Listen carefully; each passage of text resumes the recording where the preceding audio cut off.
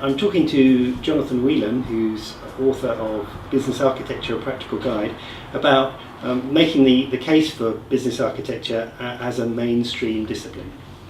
Jonathan, the term business architecture, that suggests buildings and structures, and yet this is something that's about people and processes. Do you want to comment on that? Yes, it's a question I get asked a lot.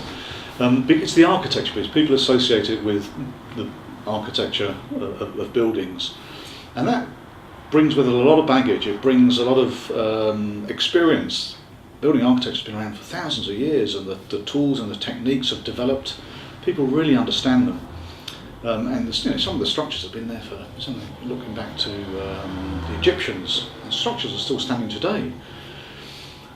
But business architecture and businesses are evolving at such a rapid pace. It's not about physical things, it's about ecosystems, and it's about people and changing habits, and that brings a tremendous amount of complexity. So those two areas then become very distinct, the building architecture and the business architecture.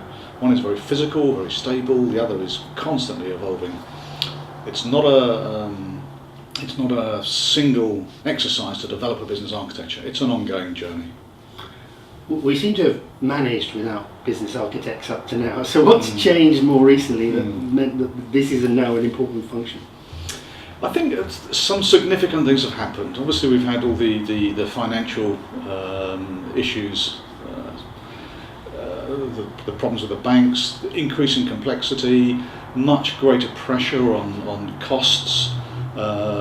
People need to find new opportunities, and what they're having to do is look more closely at how their businesses are structured, where they can really get good value, where they can exploit opportunity, where they need to be aware of the risks and manage those risks. And in doing so, they're starting to look more carefully at how they're structured, where they can get value, where they can really exploit, and where they can say, actually, that's not unique for my business, and therefore I will just commoditize that. So it's being able to balance those different aspects. So that suggests that business architecture is as much about opportunity spotting in terms of value, as well as then implementing or designing systems that will enable you to realise that value. Absolutely, and that's one of the problems that is often associated with architecture. People expect it just to deliver something, deliver benefit immediately. But actually the benefit can come over the longer term. So it's not just about cost reduction, it's about customer experience, it's about value generation, it's about bringing together disparate parts of a value chain, working with not suppliers as suppliers, but suppliers as partners, getting much closer to the customer, understanding the customer.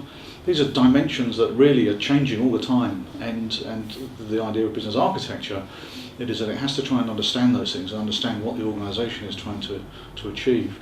So it's taking a holistic view, not just we've got an immediate problem that we need to solve.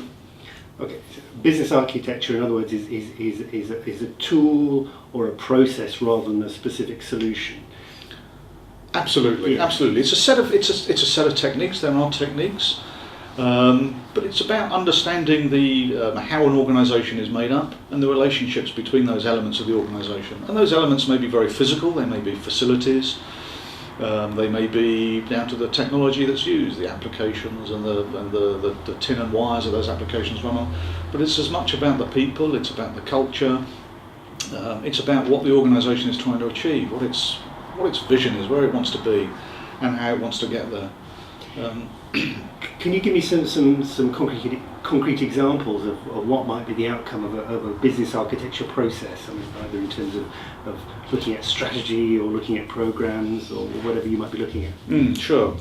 What I like to do is to look at it in terms of a pyramid, and we do this in the book, and we have 4 levels of architecture, what we call the macro level, which is looking at the organisation as a whole. What is the value proposition of the organisation? What's it trying to achieve? Where does it want to be in 5-10 years' time? And then looking at the strategy, that's the second level. So to realise that vision, what are the things that it has to do? What are the things it has to put in place? And then the third and fourth levels are looking at programs and projects of work, the actual delivery of those things. So business architecture for me starts at the very top of that pyramid. It's about understanding where the organisation wants to get to, and not then very specific projects and programs of work.